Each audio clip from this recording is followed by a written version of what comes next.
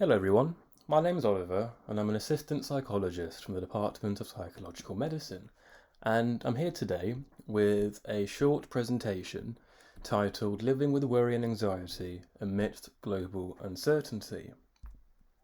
And just please note that the following information has been taken from the guide Living with Worry and Anxiety Amidst Global Uncertainty, created by Psychology Tools. Okay, so what is worry? Well, human beings have the amazing ability to think about future events. Thinking ahead means that we can anticipate obstacles or problems and gives us the opportunity to plan solutions. However, worrying is a way of thinking ahead that often leaves us feeling anxious or apprehensive, especially when there is uncertainty or no obvious solution. When we worry excessively, we often think about worst-case scenarios and feel that we won't be able to cope. And when we worry, it can feel like a chain of thoughts and images, which can progress in increasingly catastrophic and unlikely directions. Some people experience worry as uncontrollable. It seems to take on a life of its own. It's natural that many of us may have recently noticed ourselves thinking about worst-case scenarios. The example that you can see illustrates how worries can escalate quickly, even from something relatively minor. Have you noticed any thoughts like this?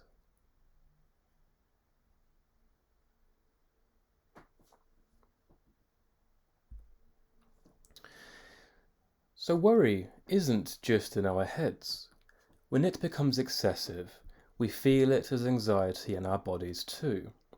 Physical symptoms of worry and anxiety include muscle tension or aches and pains. We might feel restless and an inability to relax. We might also have difficulty concentrating, difficulty sleeping, and we might also become easily fatigued.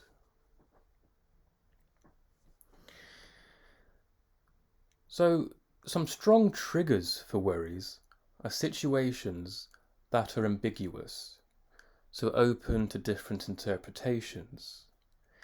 Situations that are novel and new. Situations that we don't have any experience to fall back on. And unpredictable situations, where it's unclear how things will turn out. Does any of this sound familiar at the moment? The current worldwide health situation ticks all of these boxes, and so it makes sense that people are experiencing a lot of worry. It is an unusual situation with much uncertainty, which can naturally lead us to worry and feel anxious. So there are different types of worry. So real problem worries are about actual problems that need solutions right now. So for example, given the very real concern about the virus at the moment, there are helpful solutions which include regular hand washing, social distancing, and physical isolation if you have symptoms. And then there are hypothetical worries. So hypothetical worries are about things that do not currently exist, but which might happen in the future. So hypothetical worries about the current health crisis might include thinking about worst-case scenarios, what we might call catastrophizing. For example, imagining a worst-case scenario such as most people dying from the virus. So when does worry become a problem? Well, everyone worries to some degree, and some thinking ahead can help us to plan and cope. There is no right amount of worry, but we can say that worry becomes a problem when it stops you from living the life you want to live, or it leaves you feeling demoralized and exhausted. So what can we do about worry? So it's natural for you to worry at the moment, but if you feel that it's becoming excessive and taking over your life, for example, it's making you overly anxious, or if you're struggling to sleep, then it might be worth trying to find ways to limit the time you spend worrying and to take steps to manage your well-being.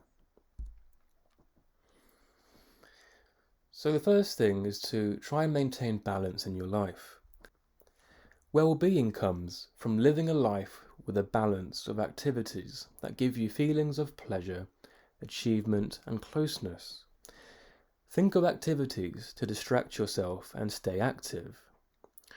For example, you might exercise, learn a new skill, or find a new hobby. And remember that we are social animals. We need connections to thrive and flourish. We would recommend trying to do at least some activities that are social and involve other people. But in times like these, you might have to find some creative ways to do social things at a distance, for example, by keeping in touch online or by phone.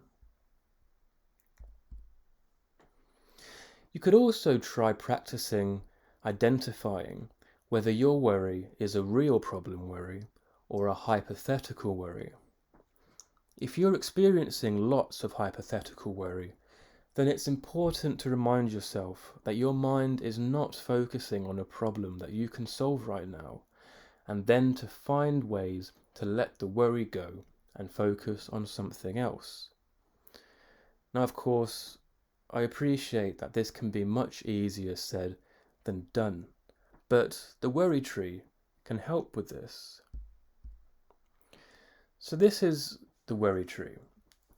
So first of all, try and identify what it is exactly that you are worrying about. And then ask yourself, is there anything that you can do about it? If the answer is no, then you need to try and let it go. However, if there is something that you can do about it, then you can do that, preferably sooner rather than later. And then once you've done what you can, you need to try and let it go. And we can do this by prioritizing our self-care and by practicing relaxation and other psychological strategies. So something that can be really, really effective at reducing worry, and especially reducing the impact of worry on our day-to-day life, is to postpone worry. So worry is insistent. It can make you feel as though you have to engage with it right now. But you can experiment with postponing hypothetical worry, and many people find that this allows them to have a different relationship with their worries. In practice, this means deliberately setting aside time each day to let yourself worry. For example, you might set yourself 30 minutes every day at 5 o'clock where you sit there and do nothing but worry. However, outside of that 30-minute worry window, you need to do your best to not worry and find ways to postpone the worry until that slot that you've allocated. Another way of dealing with anxiety is to speak to yourself with compassion. So try responding to your anxious or worrying thoughts with kindness and compassion. You could even try writing down your negative, anxious, or upsetting thoughts and try to find different ways of responding to them.